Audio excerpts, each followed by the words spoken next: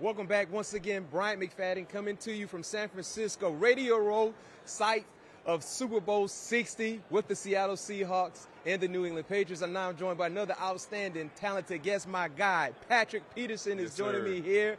Former All-Pro, Pro Bowler, future Hall of Famer. Yes, we're going to speak into existence right now.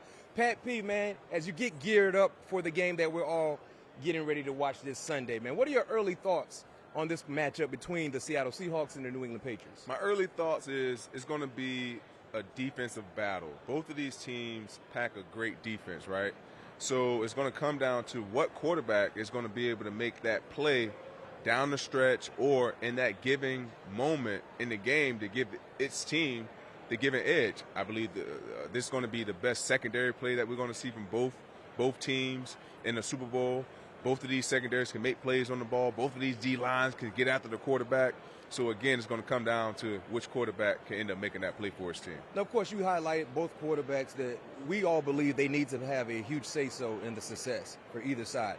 But if you had to go a non-quarterback that could have a significant impact in this ball game from either team, who would that player be? Marcus Jones. Okay. Just because he have the ability to impact the game in 4 downs. Yeah. He's a punt returner, and we all know what he can do with the ball in his hands as a punt returner.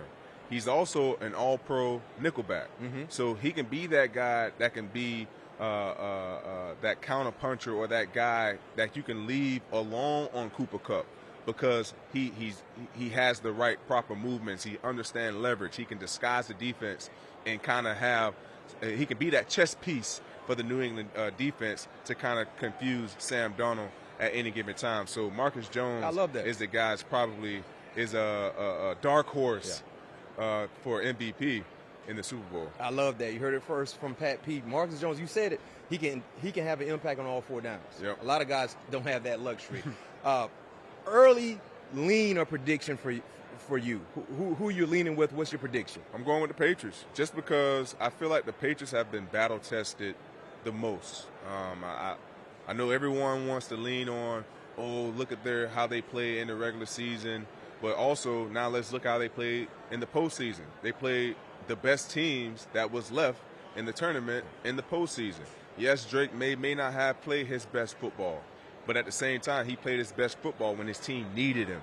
And when you go back and look at the Seattle Seahawks, they played their 2-off victories. Both of their 2-off victories was against divisional foes. Yeah. So they played those teams 3 times. So they haven't really had to be stressed or had to go outside the box to go out and win ball games. So I'm going to go with the team who's been battle tested a little bit more, team who's shown me they can win in any fashion, and I'm going to go with the young Drake May. Okay, before I let you go, we got to talk about your prolific career, right? the unbelievable career you were able to put forth with 3 different organizations, right? Okay. So when you look at your mindset of an all-time athlete, right? And we know what athleticism means and how important it is in any sport. But if you had to pick your all-time best athlete, all-time. My all-time best athlete. Who would it be? Man, you probably know what I'm going to say is probably Deion in my eyes. Yep. You know, just because what he was able to do on the football field.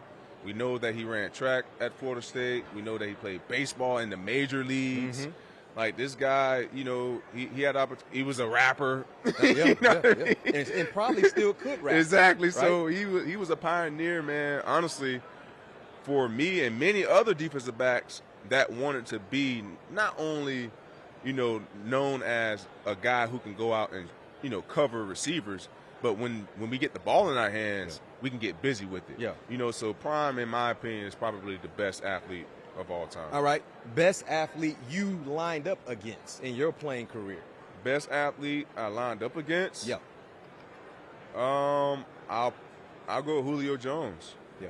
Julio Jones, just because, you know, he was in a 6'3", 6'4" body frame, ran a 4.3.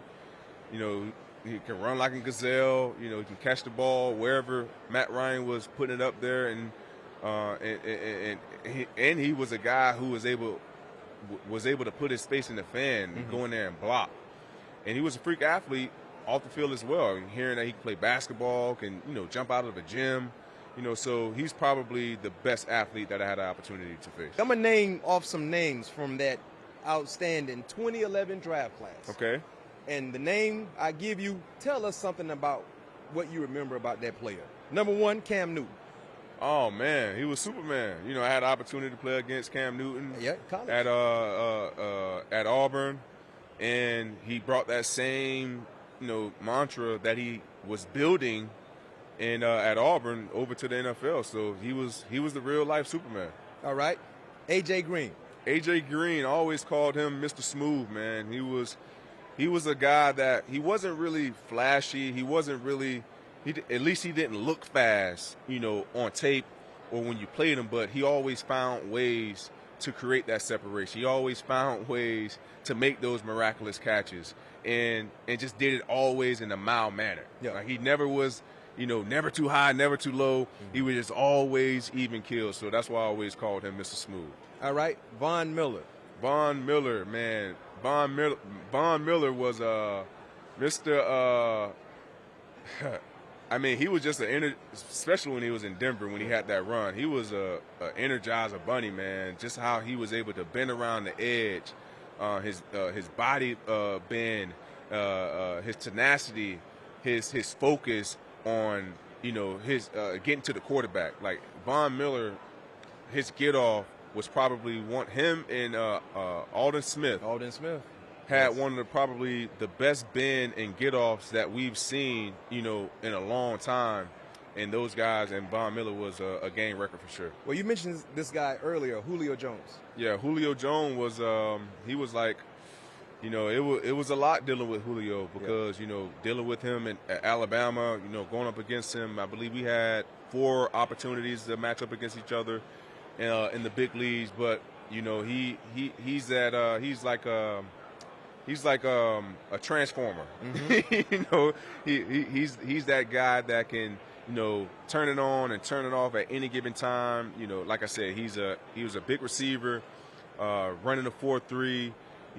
He just presented so many problems because he was one of the few receivers that was willing to block, and that made it harder for defensive backs because most receivers who was willing to block, I mean, you had to set the edge.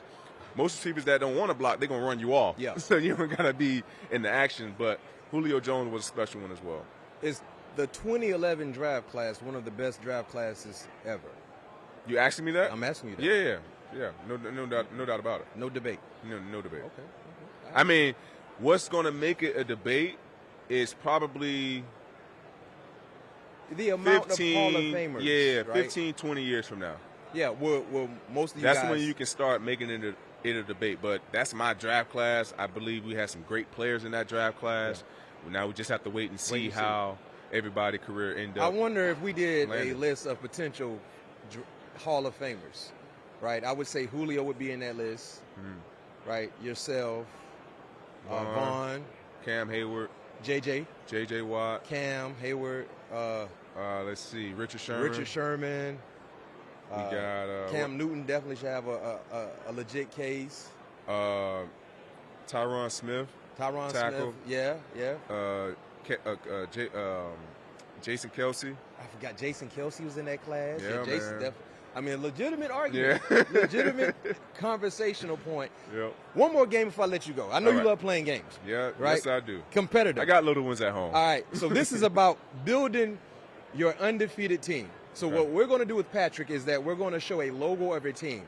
He has to assemble a quarterback, running back, wide receiver, tight end, a defensive player, and a coach. And we got to see or a defensive player. A defensive player. I thought you said defensive team. No, defensive player. Okay. It got to be a defensive player. No, I'm sorry. It could be a defense, right? Yeah. It could be a defense. Okay. Pick a defense, right? Pick a defense. And a coach, head coach. All right. Right? So the first logo is already there, right? No, it's not. Here it is right now. We spin the wheel. I always wanted to play this game too. All right. Ooh. I got to go Drew Brees. No. Current.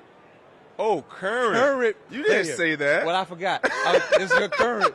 It got to be someone active right now on that team. Oh, man. He got to start off. How you going to do that to me? You didn't say that. That's part of the rules. I'm sorry. But, yeah, it got to be current. Ooh, current.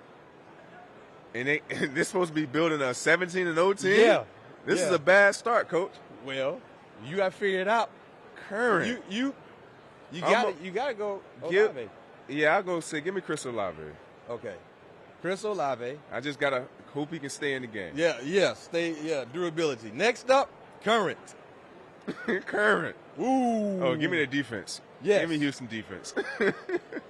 Houston. Okay. Next up. Give me. Oh, you said current. Current. He wanted to go Mike T, but he ain't the current head coach. Current. Is Aaron Rodgers still on the team?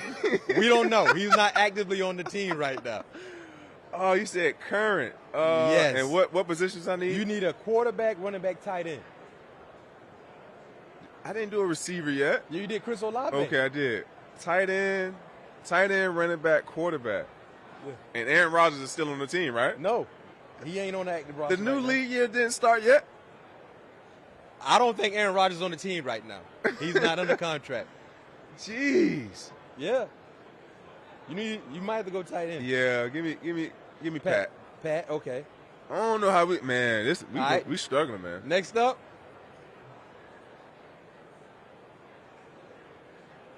Ooh. Give me Christian. Okay. Yeah, give me CMC. There you go. As a matter of fact, that's CMC right there. Okay. God just went. All right. So now you need a coach and a quarterback. Coach and a quarterback. Oh! I'm sorry. I didn't mean to laugh. But who is the quarterback? Who is the you? You need a coach and a quarterback. So I got to take the coach. You got to take Aaron Glenn. They don't even have a quarterback. I mean, Justin Fields, but we don't. Oh man, I don't even want to look. You got to go quarterback. You can look now. Give me Cam Ward. All right, so your team, former first pick overall, of the 2025 so you got draft. Cam Ward, your quarterback, CMC running back, Chris Olave receiver, Pat Freiermuth tight end, the Texans defensively, and Aaron Glenn. Can you go 17? Do you think Pat can go 17-0 with this team? No, I don't think I can go 17-0. Well, you built it. You were the GM. Man, it was the blind rankings, man. But you were the GM. If you don't go 17-0, it's your fault. I can win 10 games. I don't even know. Well, you play. I can win 10 games. With that defense. Yeah. That's and all I got. Back, and you got defense. Cam. Right. Yeah, and my running back, because I'm gonna need 1,500 on the ground and 1,500 in the air from him. So that's a 3,000 yard from scrimmage. Yeah, that's a 3,000 yard scrimmage. And I don't think a running back ever did that before. No. Well, it's a great time to be the first. You wanted to play. You got a chance to play. Let us know what you think about it. Can I get a do-over? We'll do it tomorrow.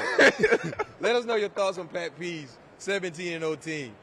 Pat, thank you for joining me once again, my guy. Thanks for having me, B-Mac.